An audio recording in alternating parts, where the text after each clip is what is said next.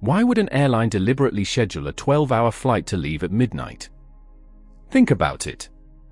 The aircraft is worth hundreds of millions of dollars, the passengers have been traveling all day, and the crew is working through the hours when most people are supposed to be asleep. So why not fly during the day? The obvious answer is that passengers can sleep. But that is only the surface of the system. Behind every overnight flight is a much larger calculation involving human biology, aircraft utilization, airport capacity, connecting passengers, fuel, weather, crew scheduling, and something airlines care about enormously: time. Because in commercial aviation, time is not just something a flight passes through. Time is a resource. And airlines have become extraordinarily good at using it. Start with the passenger. Your body runs on a circadian rhythm, an internal clock strongly influenced by light and darkness. As night approaches, alertness naturally falls and the body begins preparing for sleep. That makes a long overnight flight psychologically easier to manage. If you leave New York at 10 p.m. and fly toward Europe, you can spend part of the journey eating, settling in, and sleeping. The aircraft has not become faster. But your perception of the journey has changed. Instead of experiencing 10 hours of sitting awake, you may experience several of those hours as sleep. And that matters to airlines because a passenger who is asleep is also a passenger who is not walking around the cabin, requesting service, or constantly checking the clock. But here's the important part. Airlines did not build the global night flight system simply to help you sleep. The real reason becomes obvious when you look at what happens after the aircraft lands. Imagine an aircraft leaving North America late in the evening. Several hours later, it arrives at a major international hub in the morning. Why is that timing so useful? Because the airport is about to enter another wave of departures. Passengers arriving from one continent can transfer onto aircraft heading to another. New York to Doha. Doha to Bangkok. London to Singapore. Los Angeles to Tokyo. The airline is not really selling you one flight. It is selling you access to a network. And that network only works when thousands of flights arrive and depart at the right moments. This creates one of the most important hidden mechanisms in aviation. The connection bank. Instead of spreading connecting flights randomly throughout the day, major hubs can concentrate arrivals and departures into carefully coordinated periods. One aircraft arrives. Thousands of passengers move through the terminal. Baggage is transferred. Aircraft are serviced. Crews change. And then another wave of aircraft leaves. It looks chaotic from inside the terminal. Behind the scenes, it is highly synchronized. Now imagine your overnight flight arriving 2 hours too late. You haven't simply delayed one aircraft. You may have caused passengers to miss connections, crews to exceed planned schedules, aircraft rotations to shift, and downstream flights to depart with empty seats. A small change in time can move through the network like a chain reaction.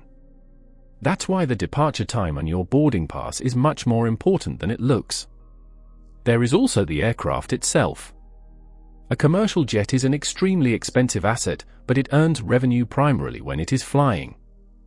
On the ground, it is still costing money. So airlines plan aircraft rotations carefully. A wide-body aircraft may arrive from one continent, be refueled, cleaned, loaded with passengers and cargo, inspected, and then depart again for another destination. That means the airline is constantly asking, where does this aircraft need to be next, and when does it need to be there? The answer may determine the flight you are boarding tonight. Your flight could be leaving at 11 p.m. not because 11 p.m. is inherently special, but because that departure allows the same aircraft to arrive at the right hub at the right time, connect to the right network, and continue operating efficiently. Move the flight by an hour and suddenly the next rotation may no longer work. The gate may be occupied. The connecting passengers may miss their flights. The crew schedule may change. The maintenance window may disappear. One timetable can affect another timetable thousands of miles away. That is the hidden complexity of airline scheduling. But airlines are not only scheduling against airports and people. They are also scheduling against the atmosphere. At cruising altitude, powerful high-altitude winds called jet streams can move at hundreds of kilometers per hour. For an aircraft traveling in the same direction as a strong tailwind, the air itself can help carry the airplane toward its destination. That can reduce flight time and fuel consumption. And fuel is one of the largest operating expenses in commercial aviation. But there is an important detail here. It is not simply that jet streams are stronger at night. Atmospheric winds change with location, altitude, season, weather systems, and the constantly shifting structure of the atmosphere.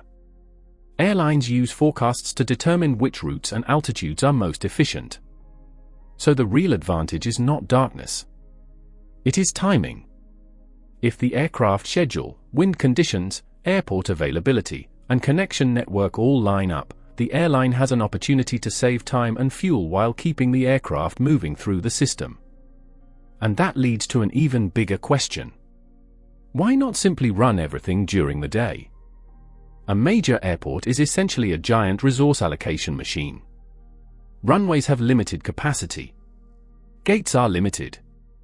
Taxiways can become congested. Air traffic controllers have to sequence aircraft safely. Ground crews have to fuel, load, unload, clean, and service them. During peak daytime periods, all of these resources can become heavily loaded. One delayed aircraft can create another delay. Then another. And another. At certain times of night, depending on the airport, traffic may be lighter and some operations can move more efficiently. But there is a catch. Airlines cannot simply fly whenever they want.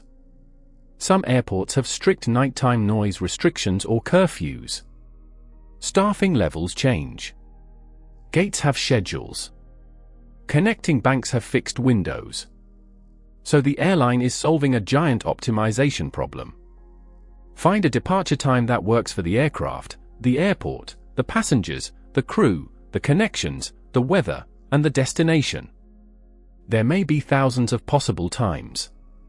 Only a small number actually work well. Then add another constraint, the people flying the aircraft. Pilots and cabin crew operate under strict duty and rest requirements. Long-haul aircraft may carry additional crew so that qualified crew members can take controlled rest during the flight. The aircraft therefore has another schedule running inside it. The passenger has a biological clock. The aircraft has an operational clock. The airport has a capacity clock.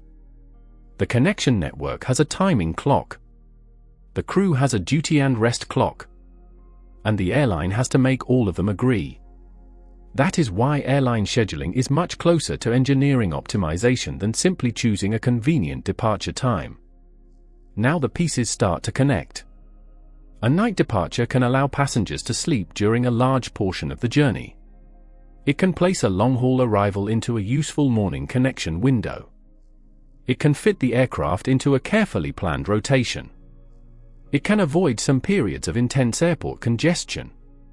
It can take advantage of favorable winds when the atmosphere allows it. And it can fit within crew schedules and airport operating restrictions. No single factor explains the phenomenon. The network does. That's the part most passengers never see. When you look at your boarding pass, you see one flight number and one departure time. The airline sees an aircraft rotation. The operations team sees dozens of dependencies. The network planner sees thousands of connecting passengers. The crew scheduler sees duty limits. The airport sees a runway slot and a gate. And the fuel planner sees weather and wind thousands of feet above the ground. All of those systems have to agree before you ever reach the boarding gate. There is another misconception worth clearing up. If it is completely dark outside, how does the aircraft safely navigate? The answer is that modern commercial aviation was never designed around the idea that pilots need to visually see the ground throughout the flight. At cruise altitude, pilots rely on a combination of flight instruments, navigation systems, flight management computers, satellite-based positioning, radio navigation, weather information, and air traffic control. The aircraft can cross an ocean for hours without a single visible landmark. When it approaches an airport, runway lighting and instrument approach systems provide additional guidance, even when visibility is poor. So darkness changes the visual environment. It does not remove the aircraft's ability to navigate. In fact, modern aviation has been engineered so that night is simply another operating condition. And that is why the cabin lights can go dark while the cockpit remains intensely focused on data, navigation, communication, and the aircraft's position in 3 dimensions. The passengers see darkness. The system sees information. So the next time you board a long-haul flight at 11 p.m., remember that the aircraft is not flying at night for one simple reason. It is flying because an enormous system has decided that this particular combination of time, distance, people, machines, airports, weather, and economics works better together. Your sleep is part of the equation. But it is only one variable.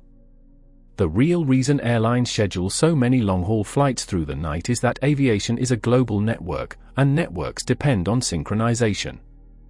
That means your departure time was probably influenced by events happening thousands of miles away and several hours into the future. The flight may feel like a simple journey from one city to another. But behind the window is something much more remarkable. A worldwide machine is constantly moving aircraft, passengers, cargo, crews, and information through time. And your overnight flight is just one precisely timed component of it. The darkness is what you see outside the window. The engineering is everything you cannot see.